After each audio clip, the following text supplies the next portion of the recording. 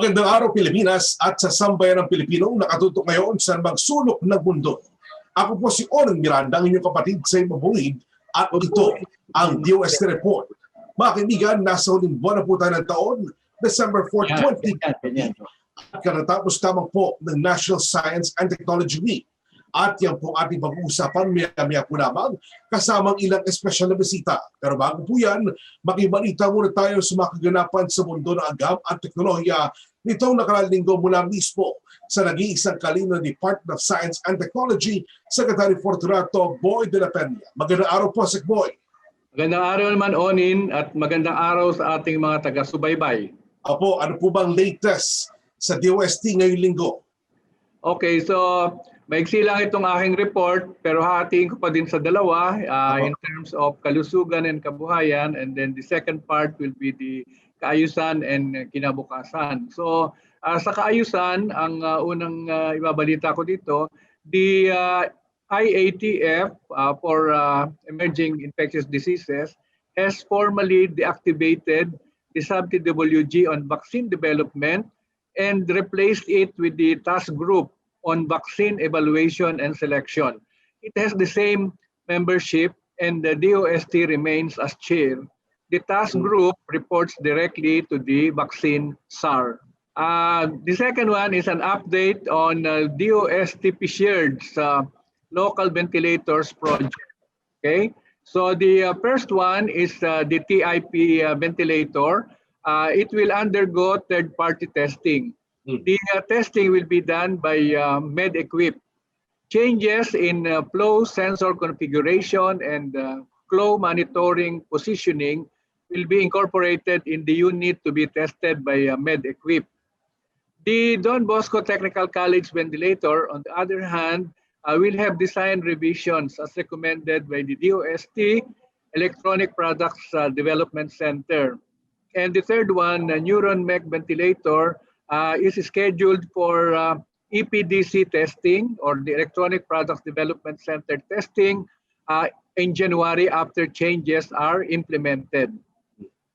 Now, as far as our BCO is concerned, we have finished the virtual presser yesterday on the beneficial effects of BCO for suspect and probable cases of COVID-19 patients. This was done by the DOST Food and Nutrition Research Institute and was led by Dr. Mel Agdepa. We have the collaborators for this project are, number one, the Philippine Coconut Authority, who co-funded the research project, and they have supplied and assured the quality of all the BCO that was used in the clinical trials. And we also have the DOST Calabarzon and the Santa Rosa Community Hospital, and of course through the leadership of Santa Rosa Mayor Arcelias. So the study, the clinical trial was completed, and it was found out that for the patients who went through the BCO treatment, or BCO was incorporated in their 3 meals a day, there was already complete recovery by the 18th day. For the ones who were in the control group, they were also given the same meal, but no BCO in it.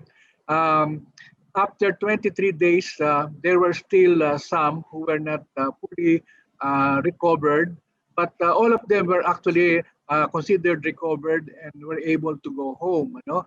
All of them completed the 28-day trial, and those that were given BCO, actually their level of their C protein, CPR, went down to below the minimum that is required.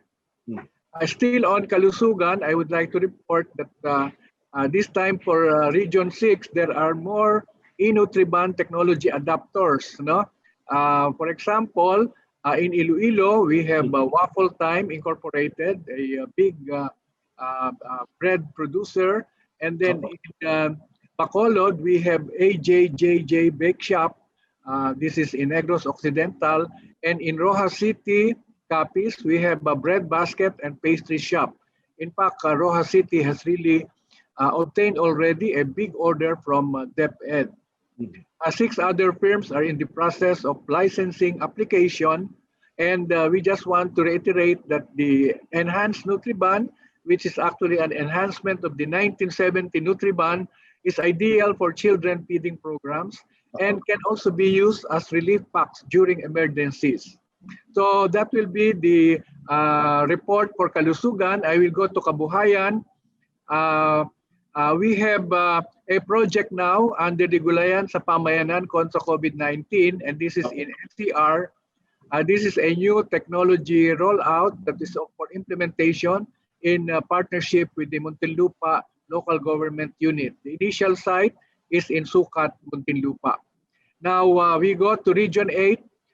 The DOST Region 8 has partnered with the Eastern Visayas State University, or EBSU, on what they call the Intelligent Green Box, or IGB.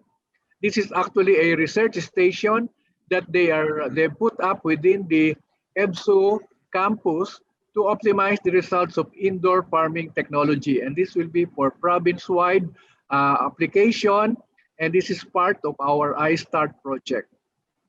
Still on Kabuhayan, DOST NCR also partnered with the Association for Overseas Technical Cooperation and Sustainable Partnerships, or AOTS. This is actually the alumni group of those who underwent technical cooperation training in Japan, and AOTS will be involved as resource persons in Setup 2.0. This is moving towards IR 4.0, and there will be a collaboration on consultancy manuals, and particularly everything that has to deal with machinery and equipment, their design, engineering, and maintenance. So I think one more as far as Kabuhayan is concerned. The 29th one-store hub was opened in Bambang, Nueva Vizcaya, in Region 2, and this is the Agriskaya Cooperative, which is composed of 52 different cooperatives that have federated. Okay, so that is all for our Kalusugan and Kabuhayan. Maraming salamat po, Sec Boy, at marami pong balita at informasyon ang dapat nating abangan. Kaya tutok lamang kayo, ito ang DOST Report. Abangan sa Expert Talk Online. Ngayong paparating na ang holiday season, kamusta na nga ba ang estado ng COVID-19 pandemic sa bansa? At alamin ang mga paalala kung paano nga ba natin maisi-celebrate ng masaya pero maingat ang holiday season ngayong taon. Dito lang yan sa Expert Talk Online tuwing Miyerkules, alas 5 ng hapon sa DOSTv Facebook page at YouTube channel. Nagbabalik po tayo mga kaibigan at kasama pa rin natin Secretary Boy para sa ikalawang bahagi ng DOST Report. Secretary Boy, kamusta naman po mga proyekto natin tungkol sa kaayusan at kinabukasan? Well, basically, itong mga report ko ay puro kinabukasan. Ano? Una muna, ang ating keynote speaker noong ating opening ng ating 2020 National Science and Technology Week last November 23, yung opening natin, had featured Dr. Shamika Sirimane, the Director for Technology of UNCTAD, based in Geneva. This is the UN Commission on Trade and Development, and she identified the Philippines as one of the highest overperformers, second only to India in frontier technologies. But this performance is measured relative to our gross domestic product. Okay. Now, on the other hand, we during the National Science and Technology Week celebration gave awards to different outstanding cooperators or beneficiaries of our programs in the regions. For example, we can cite the Community Empowerment Through Science and Technology Award, and the National Award, okay, for Best Beneficiary was given to the Municipality of Lobo, Batangas, led by their LGU, and they were actually given assistance in 5 basic areas: health and nutrition, water and sanitation, basic education and literacy, economic enterprise, and disaster risk reduction. And the local government really invested and really devoted time and effort in organizing their community so that it came out to be a very outstanding performer. Well, I would like to mention also that during the celebration of the National Science and Technology Week, we had we had featured one project or program of the DOST Forest Products Research and Development Institute, and actually the R&D program that they have has something to do with the bamboo, and more specifically bamboo musical instruments. This is a study of indigenous bamboo musical instruments in the Philippines from all regions of the country. And part of the studies will be first to document all of this, second to make sure that the raw materials that will be used, okay, are identified where they can be found for the best results. Another component is having the standard procedure or process for manufacturing these instruments so that they can be replicated in terms of production. And then they also have a component on regarding treatment of the material of the bamboo so that it can last and it can maintain the sound that it is supposed to have. And they also set up a bamboo medical instrument processing center within the DOST Forest Products Research and Development Institute in Los Baños.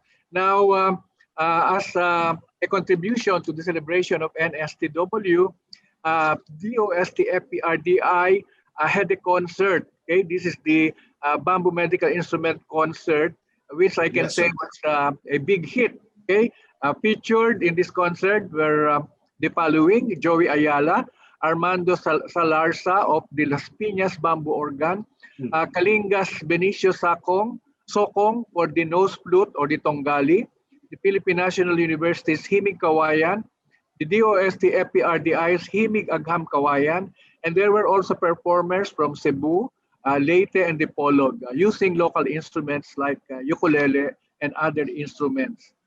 And lastly, I would like to share with you very good news regarding the publications and intellectual property outputs of the Research and Development Institutes and other agencies and units of DOST. Since we started giving incentive awards for this, I think this started in 2014. The number of scientific publications, internationally peered publications, so these are international publications, and the intellectual property, the numbers that have been registered have increased. Maybe just to give an idea, last year the number of scientific publications that were given awards were 72, and this year the total number is 91. In terms of intellectual property registrations, there was also an increase from 17 to 21. And I must say that the top award or the top performer in terms of scientific publications is the Philippine Nuclear Research Institute.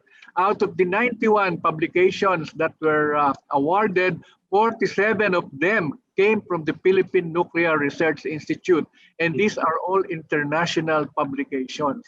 So we would like to congratulate all the agencies who have really contributed many publications, and after the Philippine Nuclear Research Institute, the two that followed are the Food and Nutrition Research Institute and the Physical Technology Development Institute. So that would be all for our DOST report covering this week, ending today, December 4, 2020.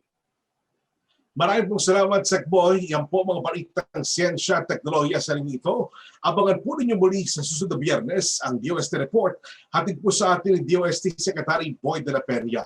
At sa amin pong pagbabalik, kumustahin po natin ang mga naging kaganapan sa nakaraang 2020 National Science and Technology Week kasama sina DOST Undersecretary for Scientific and Technical Services, Dr. Renato Yusurdum Jr.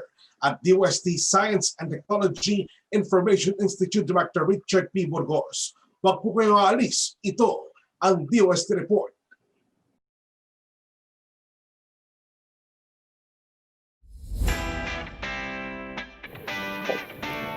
I am Erina Polimolina, a Pusay Ilocos Region Campus alumna at DOST Scholar Graduate.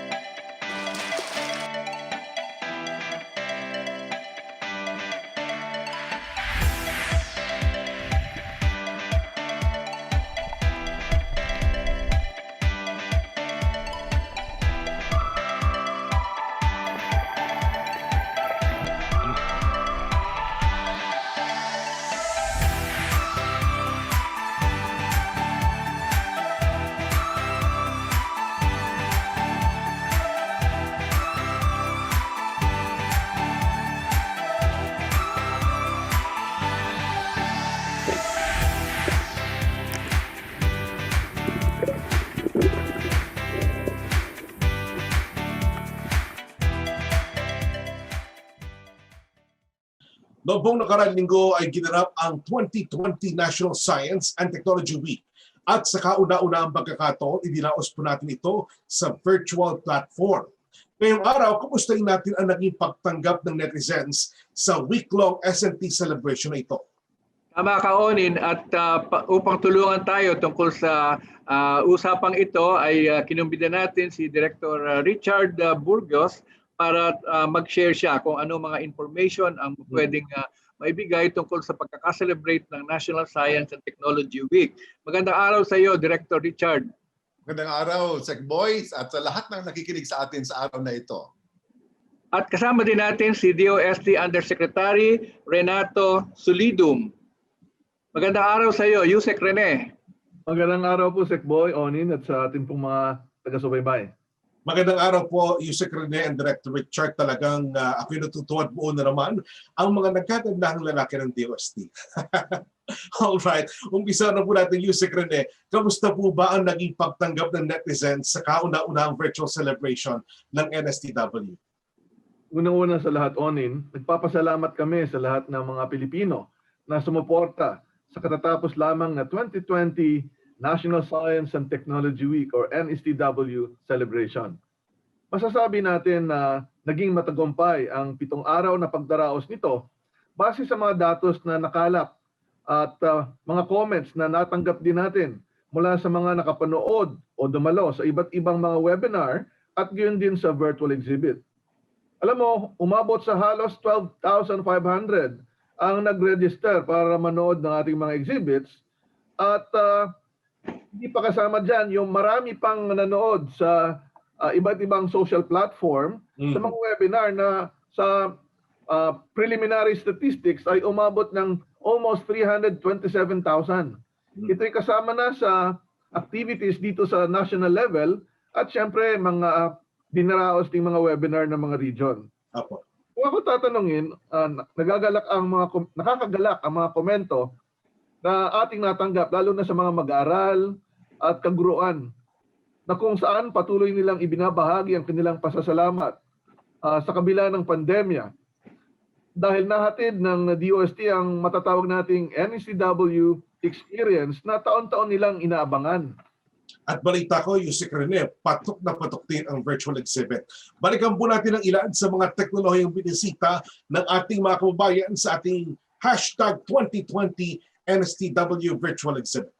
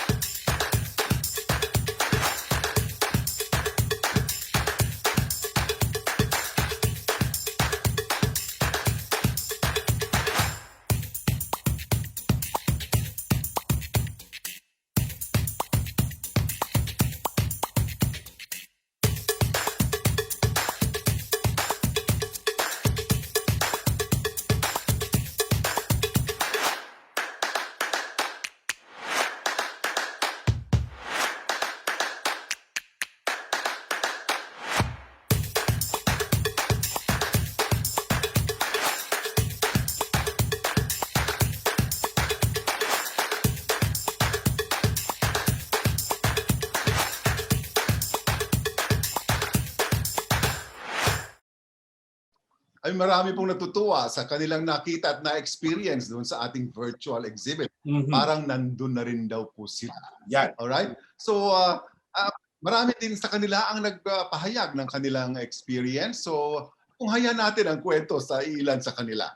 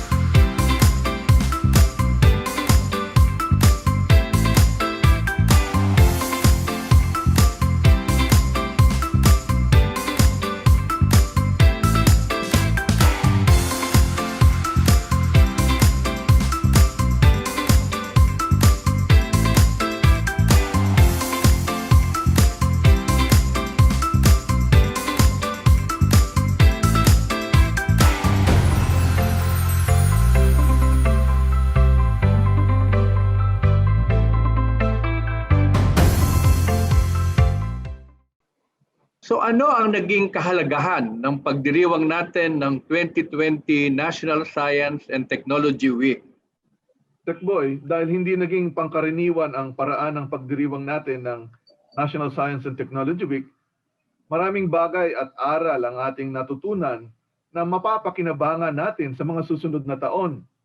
Napatunayan natin na kahit anumang sitwasyon, kagaya ng pandemya, ay may kakayahan tayo na mag-adapt at maipahatid sa publiko ang mga impormasyon at kaalaman hinggil sa mga bagong scientific studies at innovative products and services na mga katulong paunlarin ang ating kanya-kanyang pamumuhay at protektahan sa anumang panganib.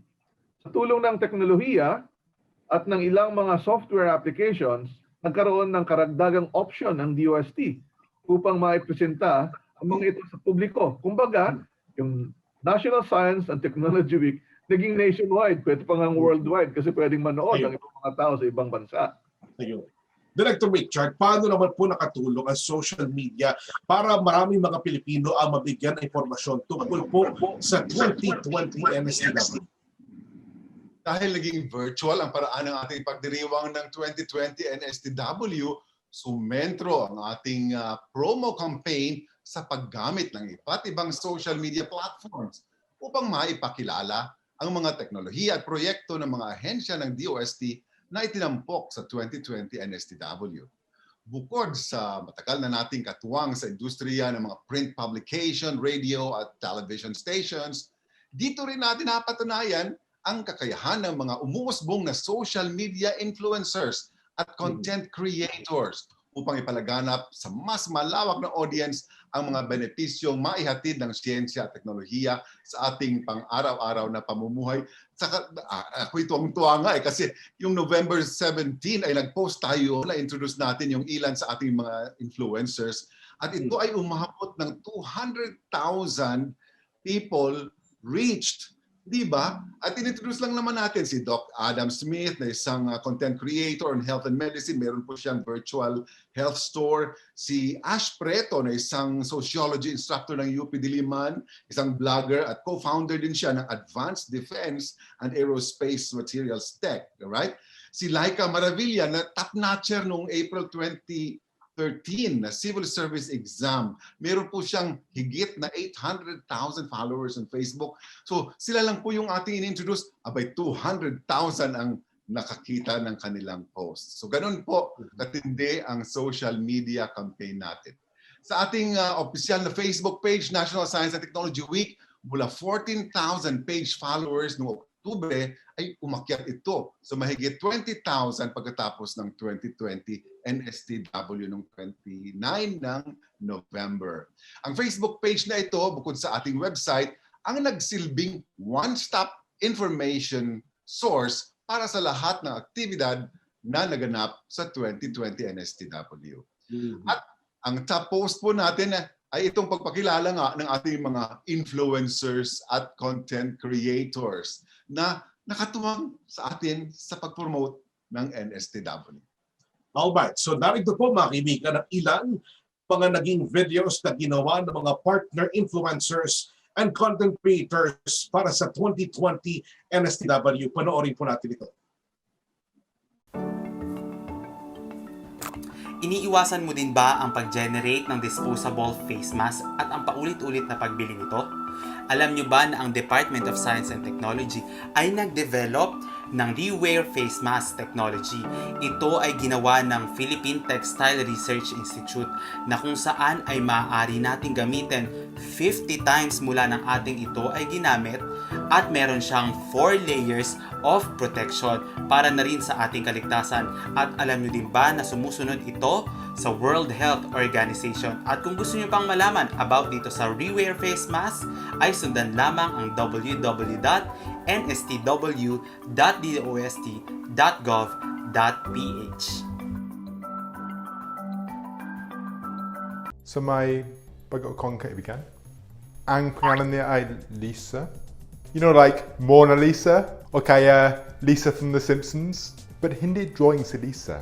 She's actually much more than that. Alam ko na mukhang medyo, lunch trolley siya, but she's not. She's much, much more special than that. Si Lisa ay pwede magdala ng pagkain o medicine sa pasyente. I can use Lisa to talk to my patients. Oy, inuman mo ito! Oy, kainin mo ito! And this helps lessen the need for close contact with patients. Maganda yan para maiwasan ng COVID. Ayoko magka-COVID. And she's kind of like a assistant. Oy, Lisa, padala ng kape. Oy, Lisa, pangi ng gunting. Oy, Lisa, mahal kita. Anyway, Lisa's kind of like really sexy, diba? And Lisa is one of the products that's being featured at the National Science and Technology Week. And that is actually the sponsor of today's video. So make sure you head over there and check them out to see and learn about some other really cool stuff. Marahil alam mo na ang bamboo o kawayan ay ginagamit natin sa paggawa ng mga musical instruments kagaya ng gabang at ng kubing na ito. Pero alam mo ba na pwede rin pala siya gamitin bilang face shield at sabon?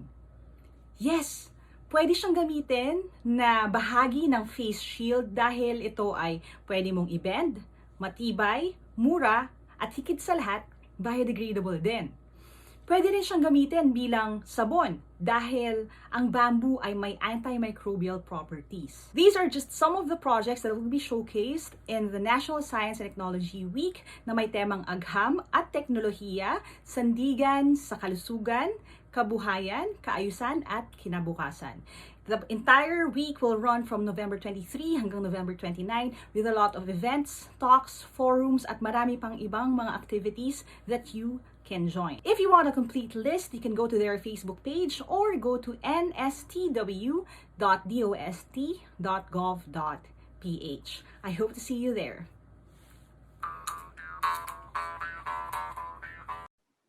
Yusek Rene, siguro maganda ring malaman ng ating mga taga-subaybay kung ano kaya ang kanilang ma-expect sa susunod na NSTW sa isang taon. Opo, Sec Boy, siyempre, magiging malaking konsiderasyon sa pagdaraos ng susunod na ng National Science and Technology Week ang estado ng ating COVID-19 cases dito sa ating bansa at kung ano ang health at quarantine protocols na pinapatupad. Pero base sa ating mga obserbasyon, komento na natanggap, siguro gagawin nating parehas ang format na mayroong physical presence at virtual viewers ang ating ma-exhibit at ganoon din sa webinar. Ako po mismo ay nagsalita via social platform sa isang webinar sa General Santos last week na merong nagtatanong doon at nasasagot dito. And in fact, siguro mas marami tayong mararating kapag pareho ang gagawin natin. Yeah. Alright. Marami pong salamat DOST STI Director Richard P. Burgos and DOST Undersecretary Dr. Renato Yusudum Jr.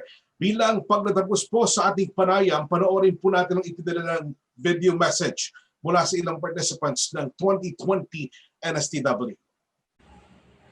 Hi, I am Maria Rico Cristinlaya from the University of the Philippines Los Baños, taking up BS Applied Physics.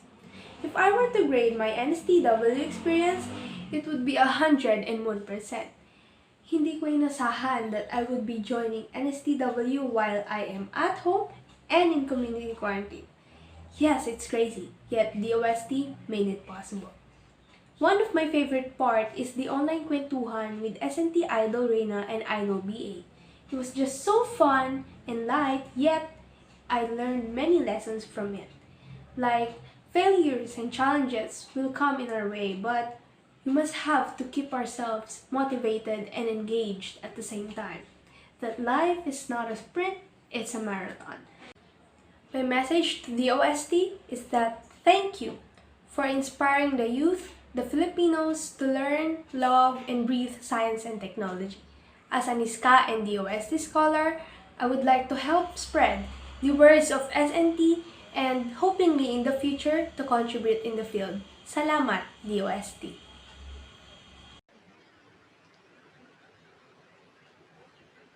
Good day. Thank you very much, Department of Science and Technology, spearheaded by DOST Secretary, Honorable Fortunato de la Peña, for the National Science and Technology Week 2020 with the theme Agham at Teknolohiya, Sandigan ng Kalusugan, Kabuhayan, Kaayusan at Kinabukasan. Kalusugan, Innovations for Health and Wellness. Kabuhayan, Innovations for Livelihood and Business Development. Kaayusan, Innovations to adapt to the new normal. Kinabukasan, Innovations for career development and a sustainable future. My virtual experience was great. Through NSTW, I've learned about cyber security by protecting ourselves against its adverse and devastating effects. I've learned about disaster resilience, the DOST ITDI technical services for industries, and many more. My favorite part was the virtual exhibits. Although it's in the virtual, but it's amazing. I feel like I'm inside a high-tech environment. I'm in the virtual room with full of information. My message to the DOST is to continue to reach out the Filipino people with different scientific knowledge and innovations. You really did your part for our country. With this, you really make a new normal into a better normal. Thank you very much, Department of Science and Technology. Secretary Boy, ano po ang inyong panghuling mensahe para sa ating mga manonood? Well, ang masasabi ko lang ay natutuwa ako at nagkaroon ng malaking interest dito sa aming virtual celebration ng National Science and Technology Week.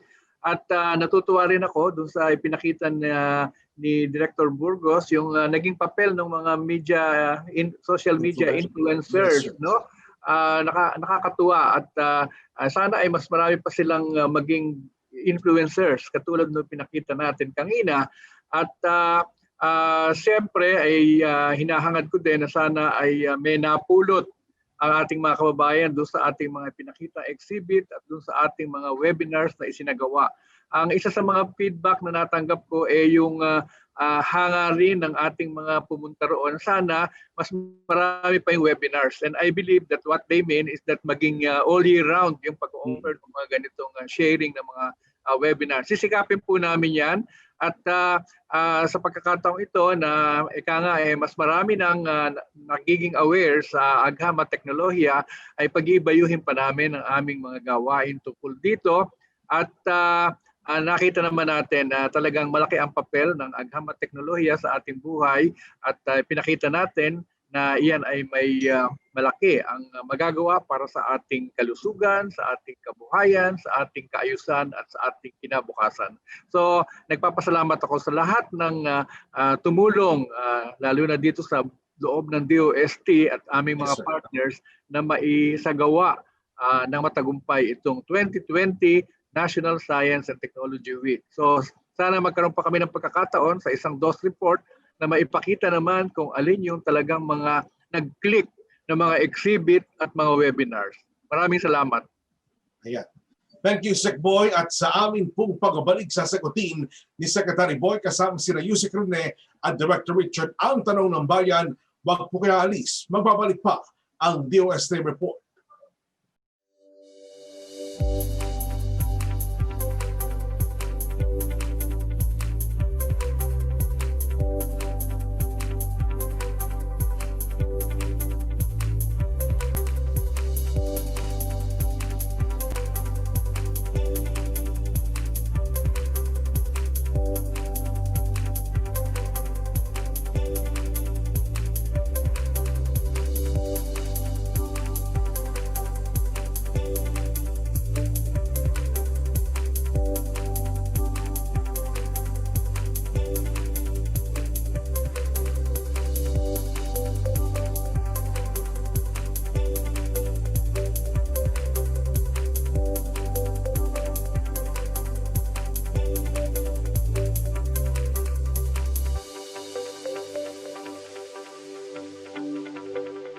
Ngayon, oras na para sa inaabangan ng lahat ang hashtag Itanong Mo kay Sekboy para sa unang katanungan.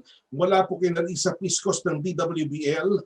Saan po kayo nahirapan at alin naman ang mas madali sa inyo sa pagdaraos ng NSTW 2020 through virtual celebration? Naging mas madali ang pagkakalat ng informasyon, naging madali din ang para sa ating mga kababayan ang pumunta sa exhibition at sa webinars kasi hindi ka na mamamasahe, hindi ka na magbibiyahe ng malayo, pero marami rin kami natanggap na na complain na may mga pagkakataon na nahihirapan sila sa connectivity. So I think that is a common problem naman during this time na dami-daming umaasa dito sa technology para mag-communicate. So siguro ay unti-unti nating magagawa ng paraan ang mga yan. Ayan. Alright. Yusek lang baka may daradag po kayo? Well, tama na po yung sinabi ni Sekboy. Of course, kailangan nating ma-improve pa yung connectivity. Kasi sa preparation naman, isa sa ating challenge ay maghanap ng mag-provide ng service sa exhibit. Kasi ngayon lang tayo magkakaroon ng malakihang event na magpapakita virtually at sa ating bata sa pag-bid out ng ganitong serbisyo, kailangan na silang may previous experience na malaking mga amount ang nagawa nila sa kanilang proyekto. Wala pa. So, well, next year, mas maganda na kasi may experience na tayo. Alright. Mula po kay Lina Resurrection, SNT Editor ng Business Mirror, on the budgetary aspect, ayan na po, compared to physical celebration, was the virtual format more expensive or cheaper? Ang tanong pa niya, sir, may we know the difference in percentage and do you think the virtual platform was as effective as the physical one? Baka mas alam ni Yusek Rene yung budget. Yung budget para dito sa virtual platform versus sa unang balak namin nung bago magkaroon ng pandemya would be 1 out of 7, 1/7 lang ang ating ginasto for this year. Pero syempre, meron din namang mawawala pagdating sa virtual lang kasi hindi mismo mahawakan ng mga tao yung mga gadget at itry nila. So kaya nga mas maganda next time ay kung pwede na ay both physical presence and virtual. Tama po yun.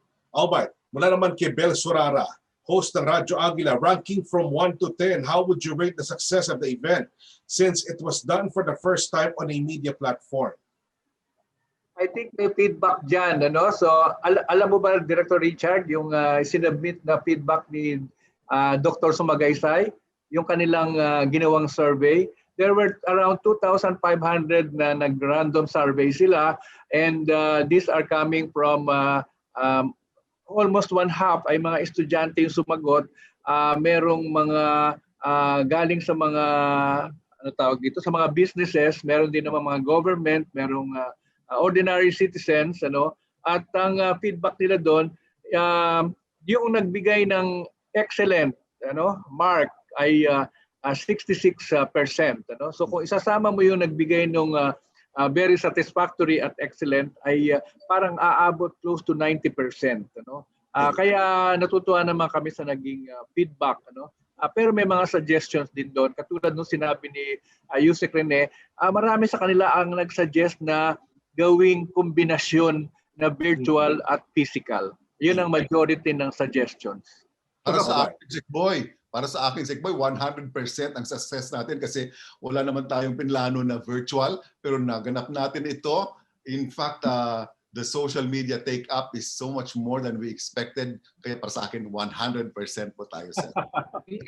Isa pang maganda dito, lalo na sa mga guro at mga estudyante, yung mga nakita nilang mga presentations, gusto nilang humingi ng mga kopya para maipakalat pa. So, napakaganda nito kasi meron tayong ripple effect ng ating activity na hindi pa natin makikita kung ano yung total na epekto. Kasi patuloy pa itong i-share and makikita nila ang mga ito sa mga websites ng mga agencies. Parang on demand. Ano pa ito on the social side, Siyempre, ako may mga kaibigan, puro kami mga lolo't lola na. Ano? So, may mga nag-message sa akin na pumunta sila, yung lola ay kasama ang mga apong mga teenagers. Ano? So it's like a family affair for them. Ano? Tama po. Viewing the Tama exhibits and the webinars. Opo. Alright. Ulitan muna po natin mula kay Mary Tenorio, ang host po ng Siyensya na Teknopa. Ano po sa tingin ninyo ang naging impact nito virtual presentation sa students, young and old alike? Well, nabanggit ko na kanina, ang marami sa mga estudyante ang nagsabi na sana nga mas marami pa silang makuha dahil ang dami lang natutuhan. Ano? Hindi lang yun, ang mga teachers din ay sila yung nag-feedback na sana mas marami pang ganito at malaki ang naitutulong sa kanila. So maganda ang feedback from students and both students and teachers. So katulad din ng mga iba naming ginawang activities kamukha ng National R&D Conference, ito 37 presentations were done during the National R&D Conference. And ito ay isinagawa na hindi lang naman simpleng lecture. Ano? Ito karamihan ay ginawa on-site kung saan ginawa yung project. Kung ito ay research on mushrooms in the forest, ay doon sa background na yun pinakita. Kung ito ay ang background, ang research ay tungkol sa isang health R&D, pinakita talaga yung on-site. Ano? So malaki ang naitulong sa kanila na maintindihan. At sabi ko nga siguro dapat naming ipa-translate or ipa-convert yung mga presentations na yon into something that can be used in the classrooms. Kasi kailangan din ngayon ng mga materials or modules na gagamitin sa eskwelahan. Ayan. Alright. Thank you po ng marami, Secretary Boy.